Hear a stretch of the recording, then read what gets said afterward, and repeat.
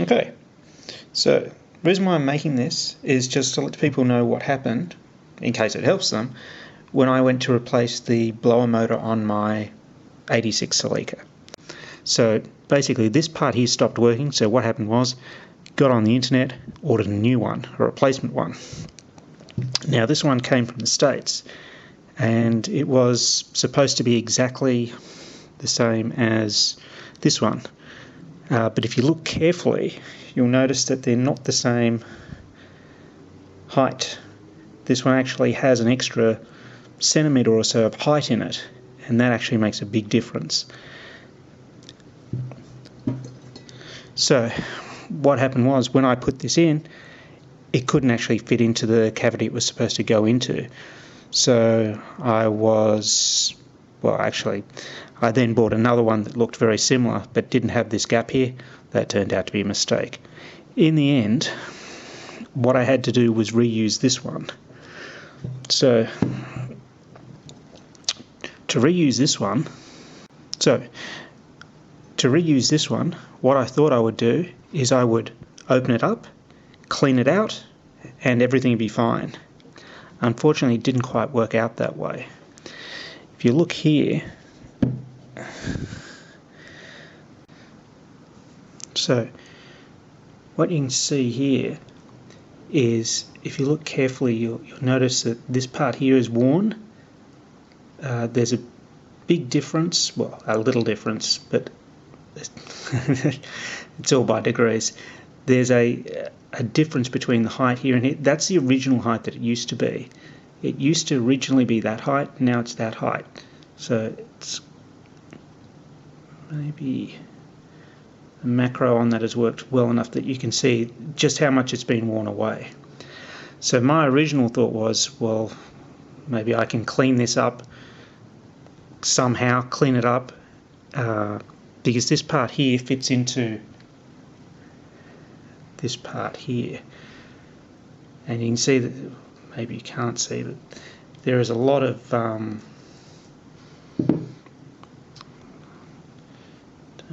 know how you'll be able to see that. There is a lot of soot in there, and the contacts in there have been, well, one is completely broken off. You can't really see that. There's a little shiny thing in there, well, two little shiny things. One of them's completely broken off, and the other one is hanging on by a thread. So basically my idea to clean this up and to put it back together wasn't going to work. So what I had was, I had this here, which was a reconditioned but ill-fitting part, and this here, which is the original size part. So what I ended up doing basically was cannibalizing the new and putting it into the old. So that's what I'm going to try and explain in the next couple of seconds. Basically, by removing these screws, you can pull out this section. In fact, what you should do is hold it at the bottom, and once you've got the screws out, hold it at the bottom, push down, and this will come away. And you should probably keep it as a full unit, because it's a pain trying to fit it back together afterwards. So by taking this part here out, and by cleaning, so all that soot that was in there was also in here. So this section here had to be cleaned out completely. So took that off, I'll show you this in a minute, took that off, and then basically put that as the back of this into here, which fit nicely. The other thing to note is that this section here had mild corrosion. There was a bit of rust there. So it was a matter of getting a drill with a wire brush component and just basically taking it back to the bare metal and then putting on some rust proof paint. One of the other things to note is at the top up here, there's a bearing like this. If there's any play at all, then you should replace the bearing up there, because you don't want any play at all in that. It actually looks like it's moving, but it's not. That's quite solid in there. So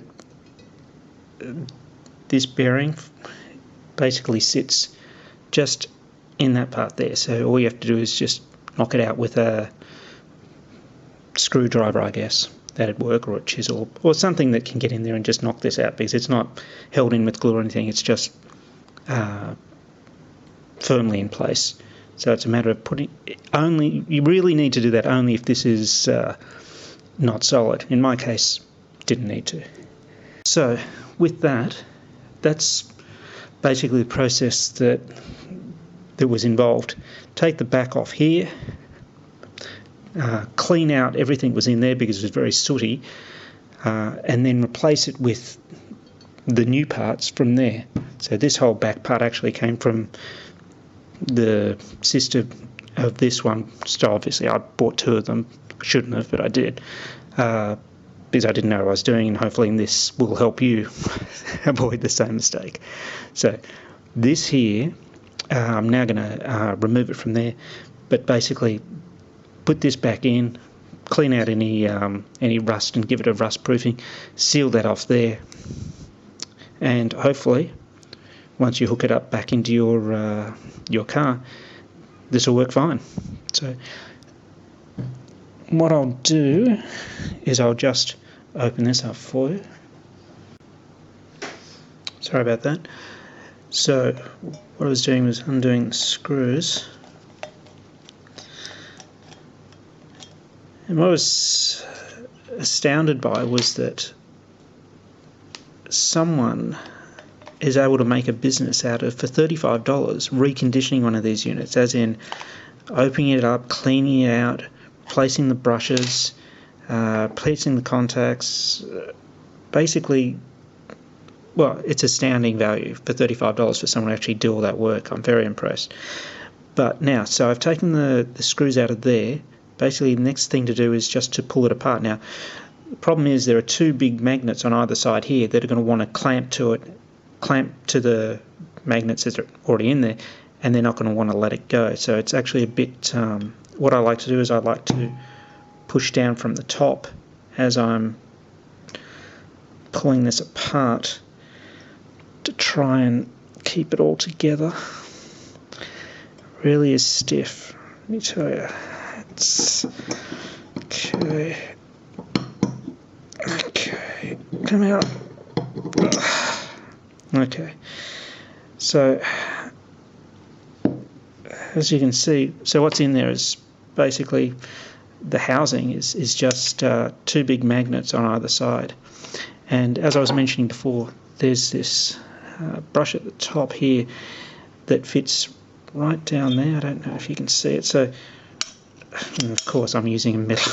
So, right down in there, that there can be pushed out just by pushing down from that side with a screwdriver. You can knock this out, and it comes out nicely, and then you can put it into your old unit if you find that there is too much play at the top.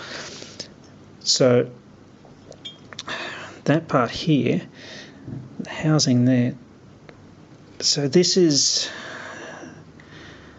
like I said, for $35, excellent value. So you can see the difference here between a new, properly cleaned out working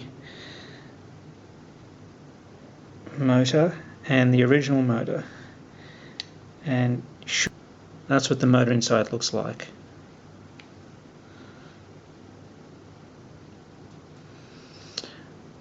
So when it comes time, so basically what I did was I removed this part here from my old engine, from my old motor, sorry, and put it into a new motor.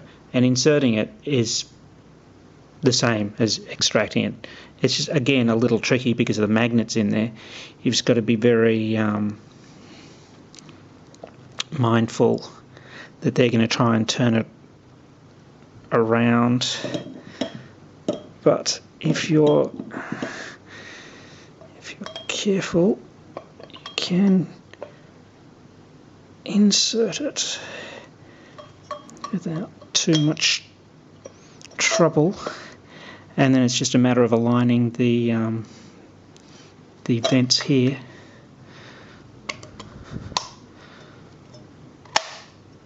Putting it back together, putting in the screws, putting some tape over, and that's it. That's how you go from an old one that isn't working, using parts from a new one that isn't the right size, to have an old one with new parts that is the right size. Look, hopefully that's helped you if you've been in the same situation I've been in. Anyway, cheers.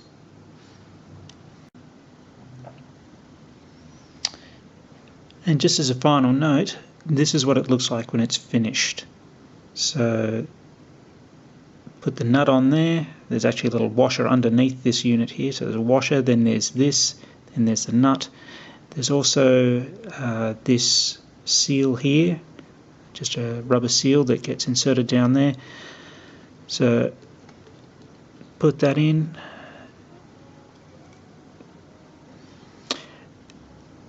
What you should probably do is, before you actually fit the unit back into the car completely, you should probably just hook it up to the terminals and just turn on the, well, not the ignition the whole way, just to the accessories so that there's enough power going there, and turn on the fan just to make sure that it's turning, because you don't want to fit it only to find out that it doesn't work. In fact, I sort of cheated because I already tested this out before in the old original motor. As soon as I got this, even though it says it's been tested, as soon as I got this, I actually hooked it up to make sure that it would actually turn. But anyway, hope this helps. Cheers.